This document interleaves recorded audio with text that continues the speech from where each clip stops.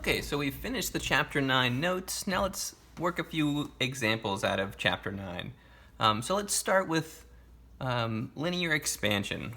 This first problem says a steel rod is 15 millimeters long and is inserted into a bone. If it was measured at 22 degrees Celsius, how much will it expand in a body at 37 degrees Celsius? So first, let's go ahead and write down our given information. So we're told that it is 15 millimeters long. That's a length. It's its initial length. It was measured at 22 degrees Celsius. That's the initial temperature. How much will it expand? How much will it expand? Well, that is delta L. We're asked for delta L, and it's in a body at 37 degrees Celsius. So the final temperature will be 37 degrees Celsius. So we can recognize this as a linear expansion problem because we're asked for how much something is going to expand or contract whenever it changes temperature. So we're then told this is a steel rod, which is important because if we write down our equation, delta L equals alpha L delta T, we can see we need that alpha. Well, that alpha is something that can be looked up from a table. I gave you guys the page numbers or table numbers to look those things up. We can look up the alpha for steel, and it turns out that it is 13 times 10 to the minus 6, and the units of this thing are just per degree Celsius. It is set up just to combine with the amount of temperature change to give you a percent change of your length. All right, well, putting this together really is straightforward. We just plug in the numbers that we have. We don't have to rearrange for anything because we're trying to find the change in the length itself. So that delta L is going to equal alpha, 13 times 10 to the minus 6 per degree Celsius times L, the original length, 15 millimeters, times the change in temperature. That's going to be final, 37 degrees, minus initial, 22 degrees Celsius. And that's it. 37 minus 22 is going to give us a positive 15 degrees Celsius. So we should expect a positive change. We can see that we have degrees Celsius canceling with degrees Celsius. Our only units left are millimeters. Your change in length is always going to have the same units as your original length. And if we multiply these things together, we get a change in length that is 0.002925 millimeters. That is our final answer. Is it safe? I guess so, but the joke I always get to make here is I'm not that kind of doctor, so insert canned laughter here. But overall, linear expansion, volume expansion are very straightforward equations to use. You look up your coefficient, either of linear expansion or of volume expansion, you plug in your change in temperature, you get a change in length.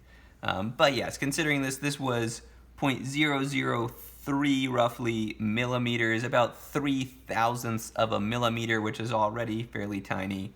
It probably is indeed safe. But these are the type of calculations that surgeons have to take into account. They actually you have to know a lot of physics to be a doctor, it turns out.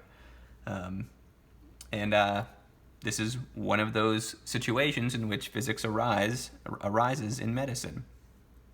So that's sort of a nice, quick, short example. The more fun example for this video is going to be how to use the hydraulic equation. So the second problem says, if the input piston on a car jack has an area of 1 square centimeter and the output piston has an area of 100 square centimeters, how much force is required to lift a car with a mass of 15 100 kilograms. So, writing down our information, the input piston has an area of 1 square centimeter. I'm going to call that A1. The output piston has an area of 100 square centimeters. I'm going to call that A2. How much force is required to lift a car with a mass of 1,500 kilograms? Now, if we're going to make this easy on ourselves, we push on the small area, and the big area does the heavy lifting. So that's going to be F2. Now, is F2 1,500 kilograms? No, it's not 1,500 kilograms. That has units of mass. Force should have units of newtons.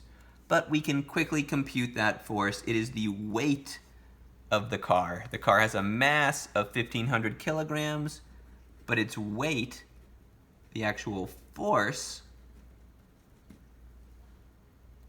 is going to be equal to 1,500 kilograms times 9.8 meters per second squared, 14,700 newtons. That is the force we need to lift.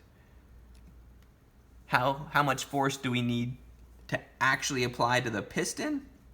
Well, that's what we're going to find out. And so if we look through the things we've been given, we were given an area, another area, and a mass, which we turned into a force.